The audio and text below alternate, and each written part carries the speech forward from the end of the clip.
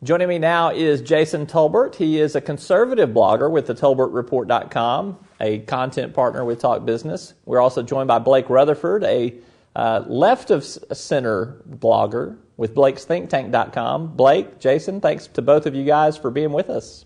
Thanks, Roby. Good to be here today. Thanks for having me.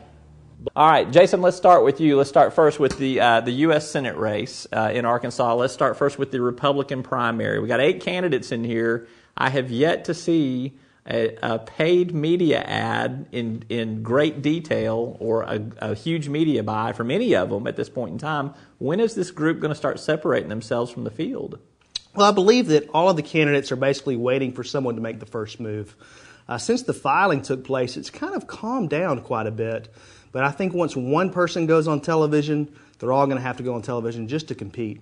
Blake, on the Democratic side, you got Blanche Lincoln, Bill Halter, and I'll let you make the case for a D.C. Morrison's candidacy and how strong that is. But we have seen Blanche Lincoln and Bill Halter just really go toe-to-toe. I mean, it's almost been a Goliath versus Goliath battle. Kind of what do you see? Assess where you see that race today. Is Bill Halter within striking distance of taking Blanche out in the primary? Well, I think so, Roby. I think what we've seen from public polls is that while he still maintains a deficit, he's on an upward trajectory.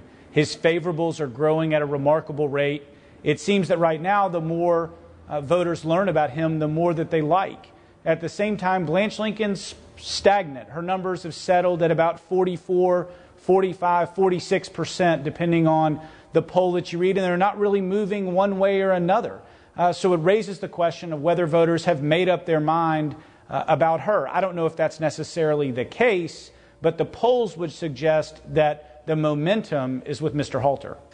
Do you think that is one of the reasons why we see Blanche Lincoln pretty much going on the offensive and being aggressive in terms of attacking Bill Halter? Some of the ads that we've seen, some of the press statements that have come out about his business dealings. Is she trying to kind of define him before he defines himself more? Well, you certainly have to think that's their logic, Roby, but I think what the polls would tell you is that people need to hear more from Blanche Lincoln about her voting record. They need to hear more from Blanche Lincoln about why health care is good for Arkansas. They need to hear more from her about why the stimulus bill was good for Arkansas. You know, this election is in many ways a referendum on Blanche Lincoln, and she's trying to make it a referendum on Bill Halter. I think that's an interesting strategy if she was behind in the polls, but she's ahead, and Arkansans need to hear more from her about who she is and why they should send her back to Washington. Jason, back to the Republican Senate primary again. John Boozman is kind of the 800-pound gorilla, at least in terms of thinking of who the front runner is at this time. He's going to do very well in the 3rd Congressional District, which he's represented for almost a decade. Why are we not seeing the other Republican candidates become more aggressive towards John Boozman? Well, I think right now you have an interesting dynamic. Obviously, you're right. John Boozman is the front runner at this point. But then you have another competition going on for who can achieve second place and make it into a runoff with Representative Boozman. And you've seen Gilbert Baker and you've seen Jim Holtz sort of engage each other this week.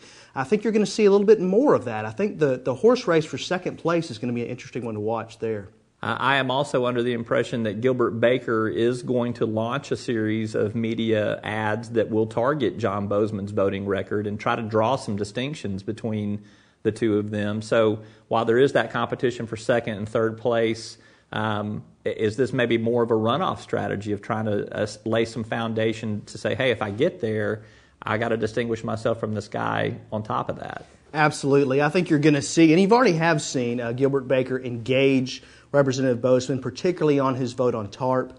I think we'll hear more about TARP than we have anything else in this primary. I think that's going to be the thing that a lot of all the 7 candidates really target Boozman on. Will it work? I'm not sure. The thing that Boozman has in his favor is just geography. He is going to have the 3rd Congressional District as his home field advantage. It's going to be the largest turnout both in the general election, both in the primary in May and in the June runoff. Mm-hmm. And so that's really going to help his numbers. That's going to be difficult for anybody to overcome.